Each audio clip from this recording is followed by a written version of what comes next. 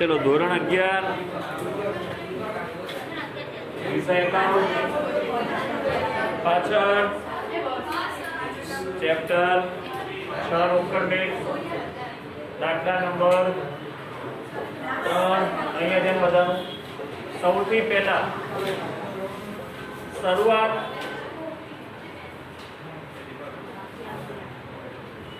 पहला व्यवहार ની અંદર અથવા તો हेडीમાં તમને શરૂઆતની રોકડ શિલક આપી હશે તો યાદ રાખી લેજો રોકડ શિલકની હંમેશા ઉધાર બાકી હોય એટલે ઉધાર બાજુથી શરૂઆત કરવાની ફરીથી રોકડ શિલક બરાબર ઉધાર બાકી બીજો શબ્દ આવશે બેંક ઓવરડ્રાફ્ટ बराबर जमा बाकी આગળના દાખલામાં આવશે એટલે યાદ રાખી લેજો રોકડ શિલક બરાબર ઉધાર બાકી એટલે ઉધાર બાજુથી શરૂઆત કરવાની તો કેવી રીતે લખવાનું તો પહેલા તારીખ 1/6/15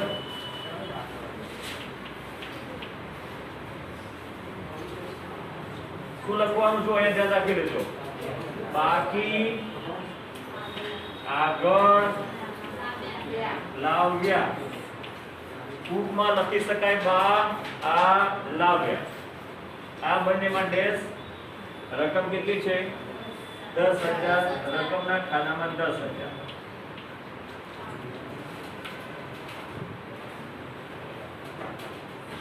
યાદ રાખી લો કેટલીક વખત ઉપર જે હેડિંગ હશે ને એમાં પણ બાકી આપ્યું હોય કેટલીક વાર એ જોઈ લેવાનું બરોબર ક્લિયર હવે એક એક વ્યવહાર વાંચીએ આપણે કે રોકડ વેચાણ હવે જો અહીંયા ધ્યાન રાખેલું પાસ રોકડ વેચાણ છે તો આપણી આવક કહેવાય પણ વિગતમાં શું લખવાનું એ અહીંયા ધ્યાન રાખી લો આમ જો ને સૌથી પહેલા આની આમ નોંધ બનાવવાની તો આમ નોંધ શું થાય રોકડેથી માલ વેચ્યો છે એટલે માલ જાય તો જમા અને રોકડ ધંધામાં આવે તો આપણી આમ નોંધ શું હોય રોકડ ખાતે ઉધાર વેચાણ ખાતે હવે જો અહીંયા આગળ રોકડ ઉધાર થયું છે એટલે ઉધાર બાજુ લખાશે પરંતુ વિગતમાં તમારે એની સામેના ખાતાનું નામ લખવાનું યાદ રાખજો વેચાણ ખાતે ખબર પડી કોઈ દિવસ આ બાજુ જ્યારે સાદો રોકડ મેળ હોય યાદ રાખજો જ્યારે સાદો રોકડ મેળ હોય તો આ ખાનામાં કોઈ વખત રોકડ શબ્દ આવવો જોઈએ નહીં પોઈન્ટ યાદ રાખજો સાદો રોકડ મેળવ્યો ત્યારે હો આની અંદર કોઈ રોકડ ખાતે તો અહીંયા રોકડ ખાતે આવવું જોઈએ નહીં આગળ આવશે ક્યારે આવશે એવું કહીશ પાછું આગળ બરોબર તો આની નોંધ કેવી રીતે કરીશું આપણે રોકડ ખાતું ઉધાર થયું છે બે ઉધાર બાજુ લખવાનું તારીખ 2/6/15 સામેનું ખાતું કયું છે વેચાણ જમા વાળું તો અહીંયા લખવાનું વેચાણ ખાતે તે નહીં લખવાનું કેટલા રૂપિયા છે 3,000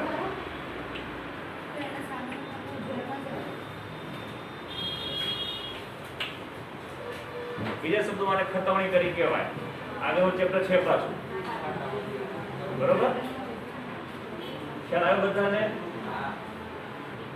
ચલો હવે એના પછી જો ધંધામાં વધુ નાણાંની જરૂર હોવાથી પ્રાપ્તિ 2000 રૂપિયા ધંધામાં લાવી શું થશે આમ તો બોલો જો પણ આપણી આંગળીથી કરો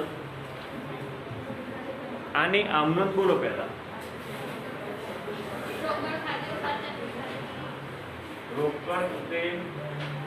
રોકડ ઉધાર એ મૂડી ખ્યાલ આવ્યો ધંધામાં રોકડ આવે છે આ કે ના ધંધામાં રોકડ આવે છે એટલે રોકડ ખાતું થયું ઉધાર.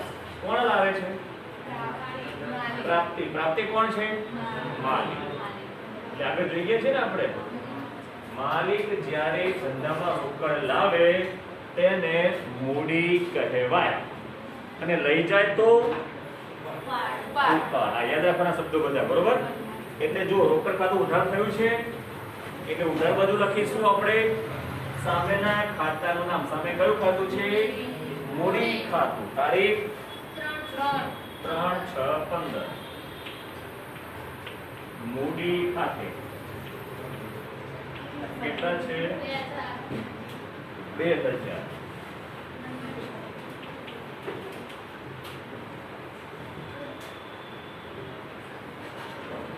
લખી ગયું? બરોબર. એના પછી રોકડ ખરીદી. શું થશે આમ લોન? રોકડ ખરીદી. બરોબર. આપણે આમાં શું થાય?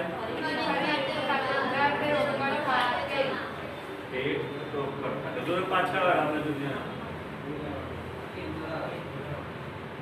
કઈ તારીખનો વ્યવહાર છે ખબર છે ને? 5 તારીખમાં જુઓ,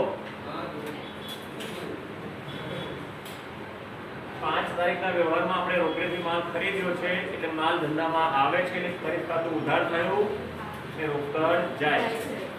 રોકડ શું થયું છે? જમા. એટલે જમા બાજુ નોંધ કરવાની. તારીખ કઈ? 5/6/15. સામેના ખાતાનું નામ કયું છે? સામે ખરીદ ખાતે. કેટલા રૂપિયા છે? 6000.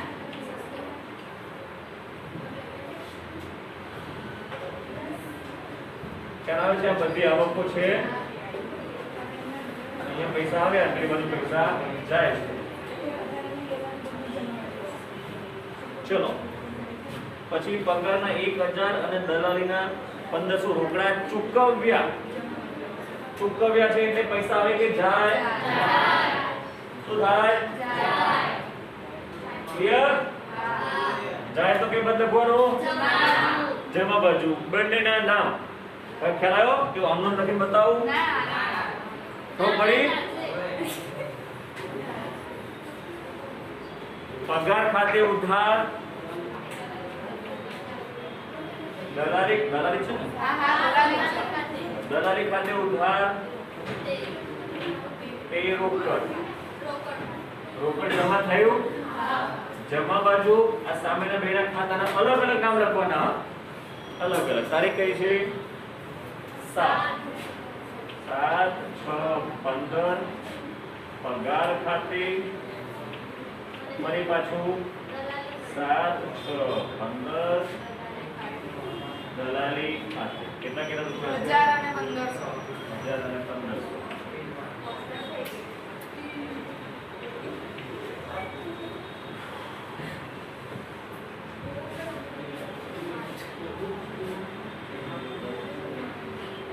થઈ ગયું? ચલો એના પછી દ્રોણ પાસેથી 5000 નો માલ રોકડેથી ખરીદ્યો. ખ્યાલ ગયો? બરોબર. ખરીદ્યું છે એટલે કે બાજુ જમા બાજુ લખી નાખો. ચલો 9/6/15 કેટલા છે? 5000.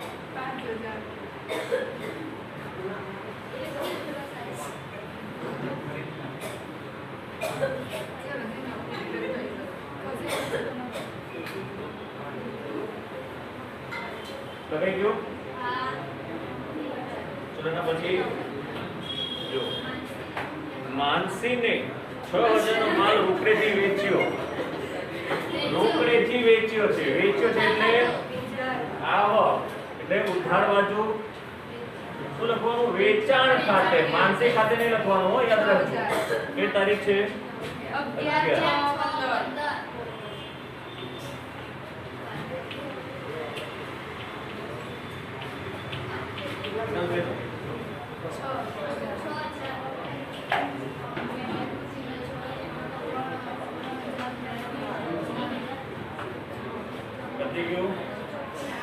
પછી જો નૈઋતિને 3000 ગયા મહિનામાં ખરીદેલ માલ પેટે ચૂકવી આપ્યા. ખ્યાલ બધાને? ચૂકવ્યા એટલે જમા બાજુ થયું. શું લખીશું? ખરીદ ખાતે નહીં લખવાનું, પણ કોને ચૂકવી છે આપણે? નૈઋતિ ખાતે. એટલે નૈઋતિનું નામ લખવાનું, નૈઋતિ ખાતે.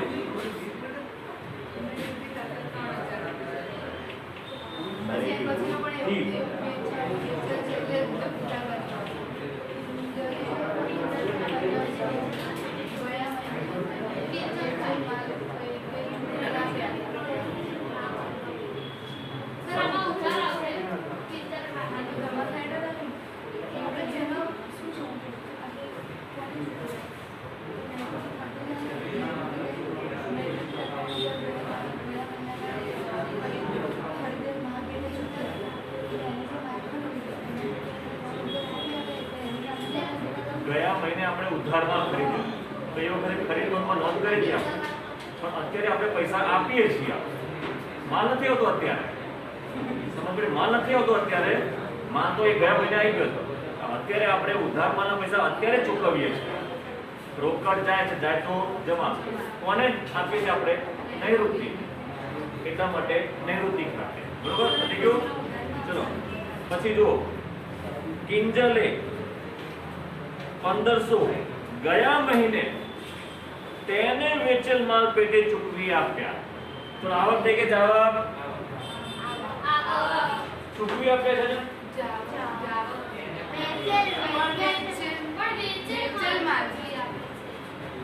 તો કોણ?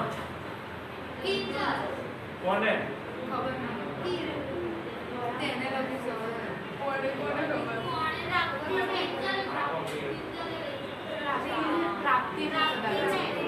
પ્રાપ્તિને. એટલે કે આપણને. કિંજલ લે, આપણે શબ્દ યાદ રાખજો. લે ને બધું યાદ રાખજો. કિંજલ લે ગયા મહિને આપણે એને માલ વેચ્યો હતો. ગયા મહિને કિંજલને માલ વેચ્યો હતો. તો આ મહિને કિંજલે પ્રાપ્તિને પૈસા ચૂકવે એટલે આપણી પાસે રોકડ આવે છે. ખ્યાલ આવ્યો? કિંજલે ચૂકવ્યા છે આપણને એટલે આપણી પાસે રોકડ આવે છે. આવે તો ઉધાર બાજુ. કઈ તારીખ છે? ના, કિંજલ ખાતે. કોણ આપે છે આપણને? કિંજલ આપે છે. ના, પ્રાપ્તિ કોઈ દિવસ હિસાબી ચોપડામાં ધંધાના માલિકનું નામ નહીં લખવાનું. યાદ રાખી લેજો. કિંજલ ખાતે લખવાનું. 23 તારીખ.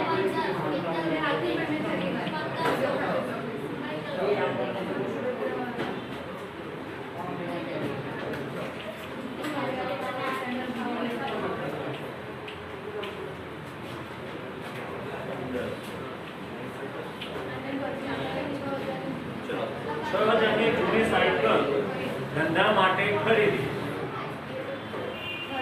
ખરીદી એટલે રોકડ આવે છે કે જાય છે? જાય તો બરોબર. તો કયા ખાતે લખીશું? સાયકલ ખાતે.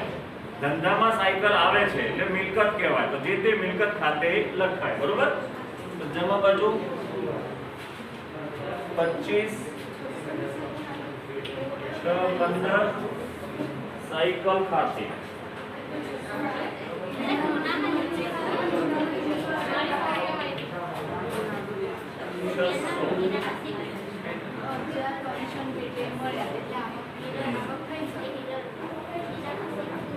લખાઈ ગયું?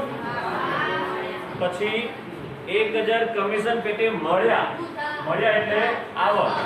એ બાજુ ઉધાર બાજુ. તારીખ 28/6/15 કમિશન ખાતે.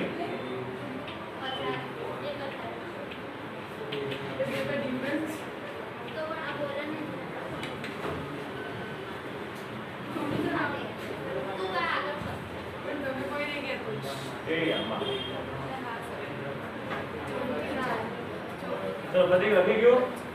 પછી કીધું છે 2500 નું યંત્ર ધંધા માટે 3500 3500 નું યંત્ર ધંધા માટે ખરીદ્યું યંત્ર ખરીદ્યું છે એટલે આવે કે જાય રોકડ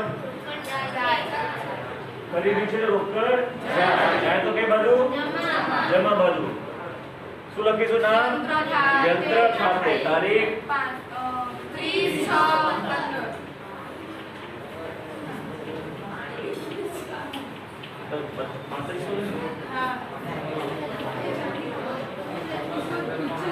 હવે અહીંયા ધ્યાન બધાનું એક કે વ્યવહાર બાકી નથી રહી ગયા જોઈ લો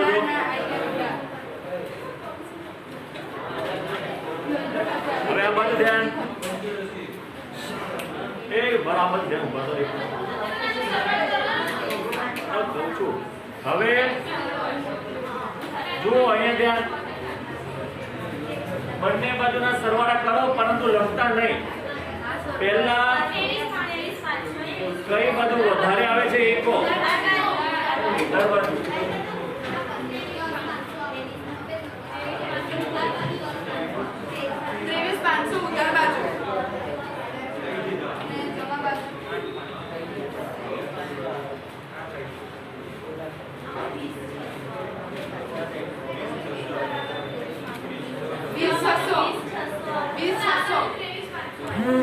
જમાનું 20/600 બધા કરજો 20/600 આવે છે બધાને આટલું આવે છે બધાને ચેક કરી લેજો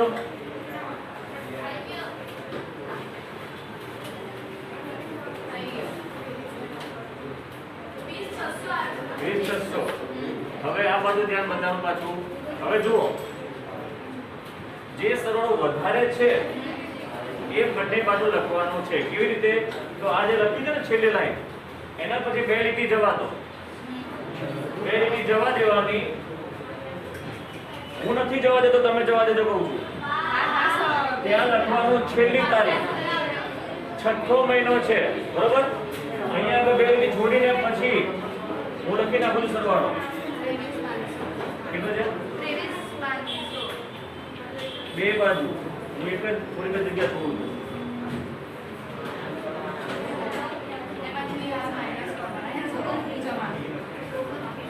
ખ્યાલ આવે ને બે લીટી છોડીને 23/500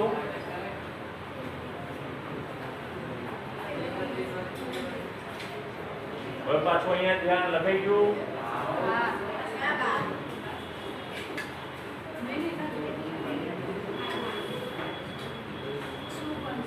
ઓકે લાઈન બંધ કર દે ને એટલા માટે કર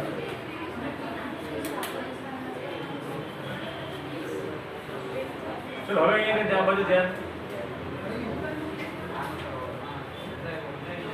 નહીં કરજો ઉભા રહો મને ચાલુ કરીએ પહેલા હવે આ બધું ધ્યાન ખાસ હવે બેનો તફાવત કાઢો કેટલો આવે છે 2900 તો આ બાજુ ખૂટે છે રકમ એટલી કે આ બધું વધારે છે ને તો આ બધું એટલા ખૂટ્યા કેટલા 2900 બાદબાકી કરો એટલે તો એ છઠ્ઠો મહિનો છે તો છેલ્લો દિવસ કયો આવે જોઈ લેજો અહીં 30 આવે 30 આવે તો છેલ્લી તારીખ લખવાની અહીંયા 30/6/15 બાકી આગળ લઈ ગયા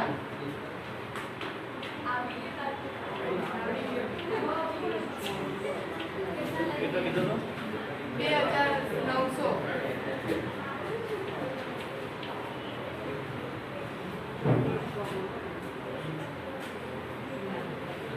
અને પછી હવે આ બાજુ આ બાકી બીજા મહિને આગળ લાવવાની એટલે 30/6 પછીનો દિવસ કયો હોય 1/7/15 તો અહીંયા સરવાળાની નીચે હો 1/7/15 બાકી આગળ લાવ્યા રકમના ખાનામાં 2900 પછી લીટી બીટી કરવાની નહીં હા હા આ સરવાળો નથી આ બાકી છે ખાલી ટમાટર બસ ચાલુ કરો